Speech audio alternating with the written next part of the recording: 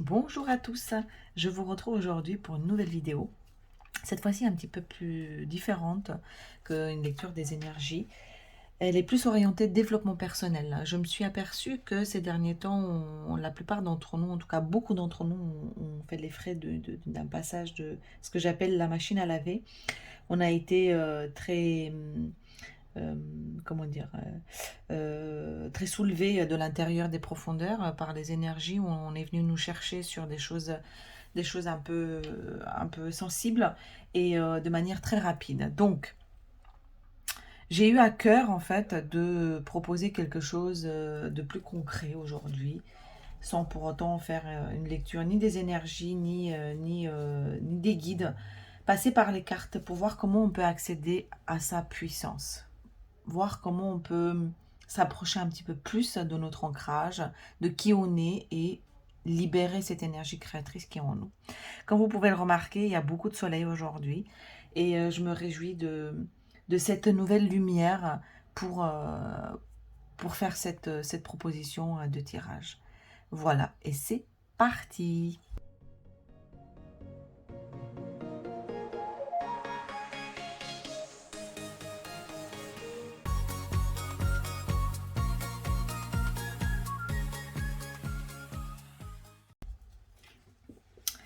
Donc, l'énergie que le tarot de Marseille nous propose, c'est celle de l'empereur. Ça ne m'étonne pas du tout. L'empereur, c'est celui qui tranche, celui qui agit, celui qui implémente dans la matière. C'est celui qui pose une action pour avoir un résultat. Il ne s'agit plus du tout de... comment dire, il ne s'agit plus du tout ni de rêvasser, ni de faire des plans, ni de chercher dans ses profondeurs. Non, ici, il s'agit de poser des actions claires et nettes, concrètes, et surtout de s'affirmer. Alors, c'est une énergie l'énergie de l'empereur, hein, donc je parle de l'énergie, mais parce que c'est la carte de l'empereur. Ici, en tout cas, c'est le premier conseil, hein, parce que on va les prendre comme conseil, toutes les cartes qui vont venir, c'est d'agir comme un empereur. C'est de poser des actes, mener des actions de manière concrète, pragmatique, agir, faire, produire. Voilà ce que l'empereur nous donne, ou en tout cas nous conseille pour accéder un peu plus à sa puissance.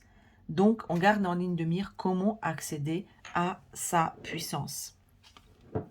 Je vais le poser là pour qu'on l'ait et qu'il nous... Comment dire? On ne voit pas très bien. Pour qu'il nous accompagne tout au long de ce tirage. Parce que l'énergie de l'empereur, dans ses côtés positifs, c'est une énergie de la...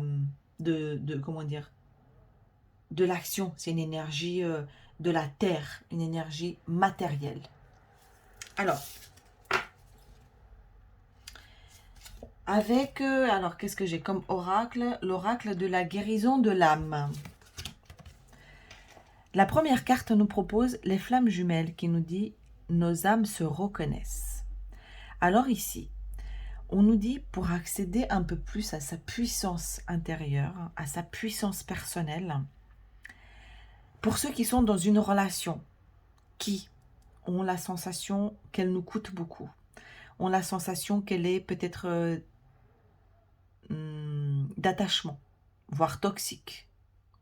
Ici, on vous encourage, on vous conseille de considérer que l'autre en face n'est pas un ennemi et que malgré les obstacles, malgré les adversités, c'est un contrat d'âme que les deux, vous et l'autre, avez passé bien avant votre rencontre pour pouvoir vous faire avancer sur certains points où vous avez besoin pour votre évolution.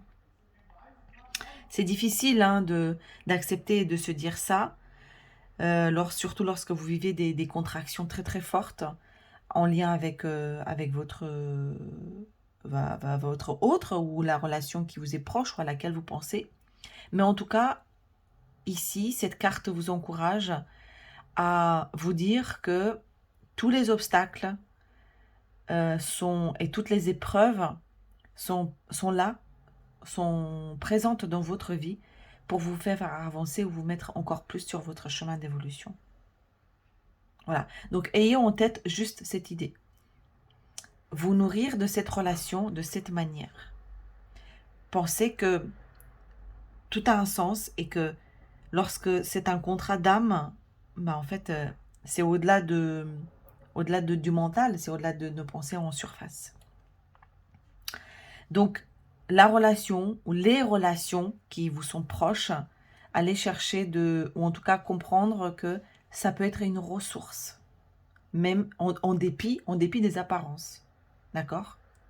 Ainsi, vous libéreriez de l'espace et vous accéderiez un peu plus à votre puissance intérieure.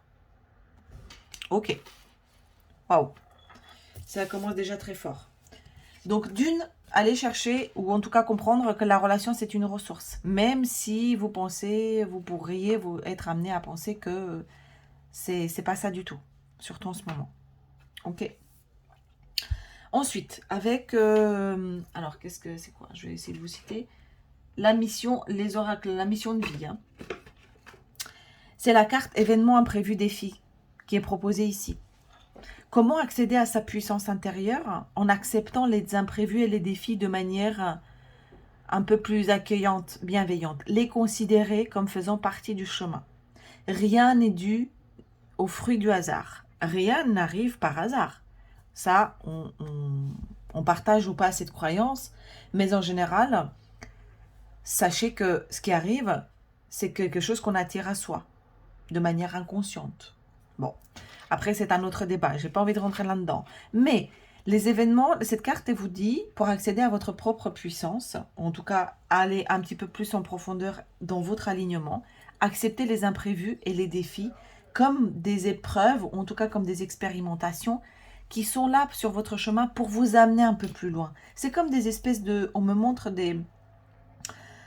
Je visualise des espèces de propulseurs, de réacteurs qui vous aident à aller un petit peu plus et avec un petit peu plus de puissance sur votre voie, en tout cas sur votre alignement le plus parfait. Donc, ces événements imprévus sont des défis à relever, mais qui vous approchent un peu plus de votre essence.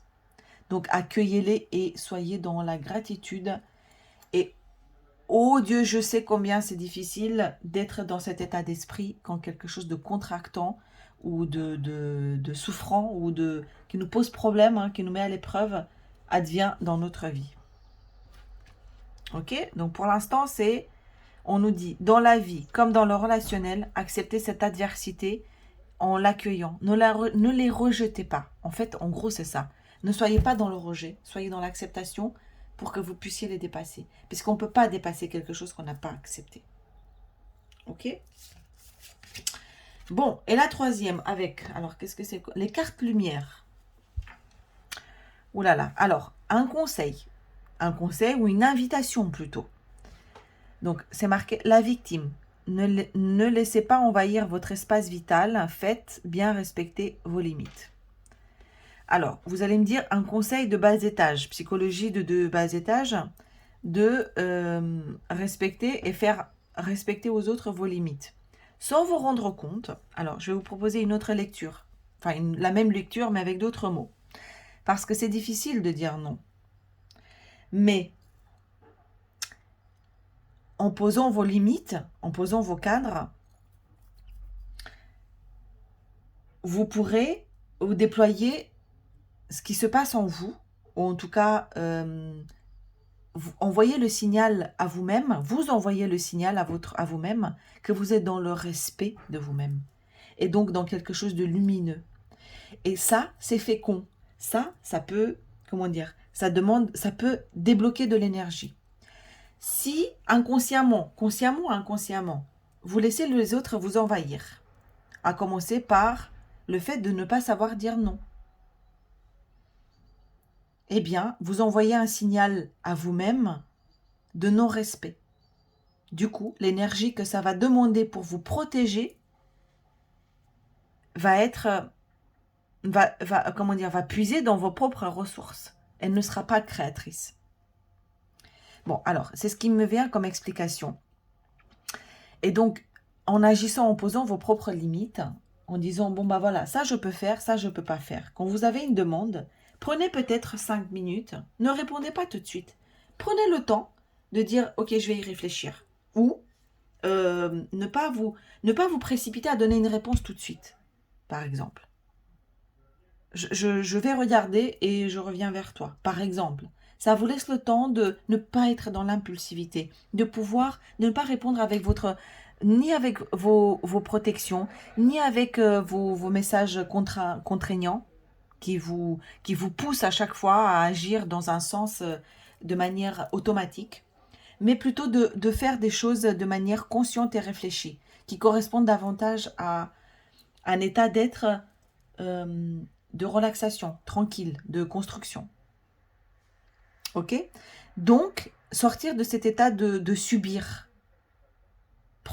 faire un step back, donc faire un pas en arrière et prendre un peu de temps pour pouvoir se poser soi afin de rendre à l'autre quelque chose de construit, de correct, de OK pour soi et pour l'autre. Voilà comment cette carte, finalement, moi, j'ai envie de la traduire. Donc posez ces limites afin que vous envoyiez le bon signal de respect à vous-même. N'ayez pas peur de ça. Vous serez jamais vous serez jamais dans le faux lorsque vous vous respectez vous-même. Waouh! Alors, comme ça, apparemment, vous accéderez. Enfin, pas apparemment, hein, je pense que vous gagnerez en fait à débloquer toute cette énergie qui est employée en fait ailleurs, qui est employée à être dans la résistance, dans la protection vis-à-vis des autres, et ainsi de suite. Ok? Alors, alors qu'est-ce que c'est? C'est un petit oracle très très sympa. C'est mon oracle graine de lumière. Regardez. Il nous parle du travail. Alors, c'est un peu flou, ça a du mal à faire le focus. Avec la graine de lumière, on nous dit le travail. On nous parle du travail. Alors, ici, peut-être avez-vous des projets, des nouveaux projets qui sont au stade encore embryonnaire, ou du commencement, où vous avez des passions, où vous avez des choses que vous pouvez donner comme exemple au monde, que vous pouvez offrir au monde. Eh bien, ici, on vous invite à aller l'arroser un petit peu chaque jour. Ça veut dire quoi? Lui impulser de l'énergie et surtout, même si pour l'instant c'est difficile de croire que ça verra le jour, peut-être que vous doutez beaucoup, peut-être que vous avez ce qu'on appelle le complexe de l'imposteur. Je ne sais pas comment mettre parce qu'il y a beaucoup de soleil et donc du coup beaucoup d'ombre. Mais, comment dire, alimentez-le un petit peu chaque jour de manière constante. Et même si vous avez du mal à y croire aujourd'hui, vous avez du mal à vous projeter, sachez que la plante qui pousse tous les jours, on ne la voit pas pousser. En revanche, un jour, on s'aperçoit à quel point elle a grandi. C'est exactement le même principe. Allez arroser ce qui vous fait plaisir. Allez arroser ce qui vous passionne. Allez arroser, mettez de l'énergie et mettez le focus de votre intention et de votre attention sur justement ce qui vous anime de l'intérieur, ce qui vous fait plaisir, ce qui vous caractérise, ce qui vous donne envie d'aller vous réveiller le matin pour aller au travail. Mettez une graine chaque jour de manière constante et vous verrez que en fait, c'est aussi en donnant plaisir, en s'alignant comment dire, sur le flux de votre passion, c'est aussi le chemin de la libération énergétique et de la puissance de vous-même. Ok? Bon, ça c'est plutôt clair. Et enfin, pour terminer, avec les portes de l'intuition, nous avons la gratitude. Donc ils disent, la gratitude est le chemin qu'emprunte la prospérité et le succès, la prospérité et le succès pour venir à votre rencontre. Soyez dans la gratitude envers ce qui arrive. Donc ça revient un petit peu à tout ça. Donc les épreuves et les événements, les prendre comme quelque chose de positif. Ou en tout cas les voir sous un autre angle. Mais surtout, soyez dans la gratitude de ce que la vie vous offre. Essayez par exemple, je ne sais pas si vous connaissez, tenir un journal de gratitude. Tous les jours, vous forcez à entraîner votre cerveau à se focaliser sur le positif, à voir le bon côté des choses parce qu'il y en a toujours, il y en a toujours, toujours, toujours dans une journée. C'est juste que nous sommes entraînés historiquement ou ancestralement à développer à avoir ce côté de voir ce qui ne va pas. Ça va vous parler évidemment. Euh, dans les temps où on devait faire face au danger, notre cerveau s'est habitué à faire face à l'adversité. Donc, à voir tout de suite ce qui ne fonctionne pas, ce qui ne va pas, pour pouvoir se préparer, être dans la fuite ou dans le combat. D'accord? Donc, aujourd'hui, il faut réentraîner, comment dire, reprogrammer son cerveau pour être dans la gratitude et de voir aussi le beau. Et ça, c'est quelque chose qui se travaille, c'est comme un muscle. Et tous les jours, pouvoir tenir un journal, par exemple, où vous marquez une chose positive ou trois choses positives, hein, que ce soit, j'en sais rien, euh, euh, le fait d'avoir regardé et d'avoir senti une fleur qui sent bon, ça c'est positif, ça fait partie de la gratitude. En faisant ces petites choses, vous vous entraînez vous-même à regarder le côté positif des choses. Et ça, encore une fois, c'est libérateur de votre énergie créatrice et accéder un peu plus à votre puissance intérieure. Voilà, chers amis, ce que je peux vous dire sur cette espèce de coaching intuitif pour le coup. Donc, prendre les conseils des cartes pour pouvoir nous entraîner et accéder un peu plus à sa puissance personnelle et intérieure. Voilà. Je vous souhaite tout le meilleur. Abonnez-vous, likez ou partagez si vous pensez que cette vidéo pourrait aider quelqu'un. Et surtout, n'oubliez pas que la clé est toujours en vous. Je vous dis à très très vite.